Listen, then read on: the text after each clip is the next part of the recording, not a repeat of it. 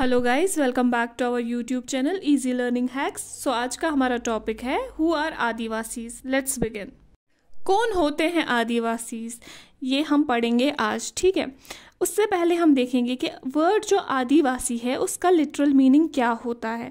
उसका literal meaning होता है ओरिजिनल इनहैबिटेंट्स, मतलब कि किसी जगह के ओरिजिनली रहने वाले। आदि जो वर्ड है उसका मतलब होता है अर्लीस्ट टाइम, सबसे पहले, और वासी मतलब रेजिडेंट्स ऑफ, सबसे पहले किसी के भी रेजिडेंट्स, किसी भी जगह के रेजिडेंट्स, ठीक है।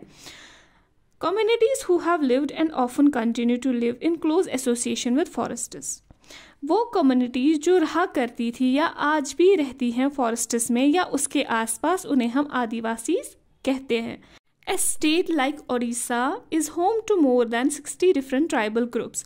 ओडिशा में more than 60 different tribes के आदिवासीज रहते हैं, ठीक है। Adivasi societies are also most distinctive because there is often very little hierarchy among them. Adivasi society जो है वो हमारी मेन स्ट्रीम सोसाइटी से अलग है, क्योंकि जैसे हमारी मेन स्ट्रीम सोसाइटी का क्या है, हायरार्की सिस्टम है, चाहे upper caste lower caste system हो या रिच पुअर सोसाइटी हो। आदिवासी सोसाइटी में ऐसा नहीं है, उनमें ऐसा ऊंच नीच वाला जो सिस्टम है वो नहीं है, उनमें कोई हायरार्की वगैरह नहीं रहता या बहुत ही लिटिल हायरार्की है। वो मतलब सब एक समान रहते हैं, एक तरीके से जीते हैं। Around 8% of India's population is Adivasi. Adivasis are not homogeneous population. There are over 500 different Adivasi groups in India. 8% जो इंडिया का पॉपुलेशन है वो आदिवासीज हैं, और वो होमोजीनियस नहीं है, मतलब वो सब एक जैसे नहीं हैं। उनमें भी कल्चरल डिफरेंस होता है हमारी तरह, उनमें भी लैंग्वेज डिफरेंस हो सकता है।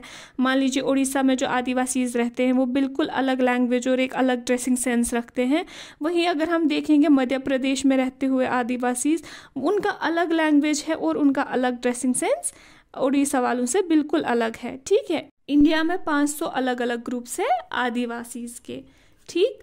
अब हम देखेंगे Adivasi practise a range of tribal religions that are very different from Islam, Hinduism and Christianity. Adivasi जो है उनका एक अलग रिलीजन है, वो एक अलग रिलीजन फॉलो करते हैं जो डिफरेंट है इस्लाम, हिंदुइज्म या क्रिश्चियनिटी, जो भी हमारे रिलीजन्स है उनसे वो बहुत डिफरेंट रिलीजन फॉलो करते हैं, ठीक।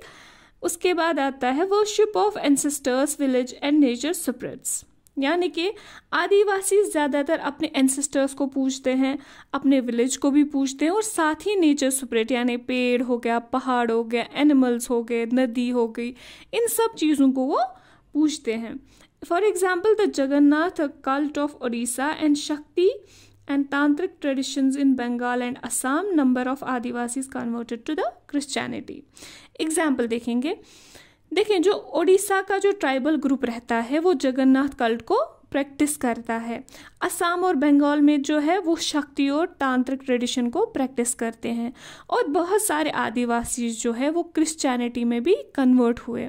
एक तो जब वो थोड़े पास में, जब वो हमारे इस मेन स्ट्रीम सोसाइटी में हमारे साथ घुलने मिलने रहने लग गए, तो उनका काइंड ऑफ थोड़ा रिलीजन भी इन्फ्लुएंस हो गया हमारी तरह से, ठीक है ना। जैसे थोड़ा बहुत हिंदुइज्म का ले लिया, थोड़ा बहुत क्रिश्चियनिटी का ले लिया, तो उस तरह से उनका रिलीजन भी थोड़ा इन्फ्लुएंस हो गया।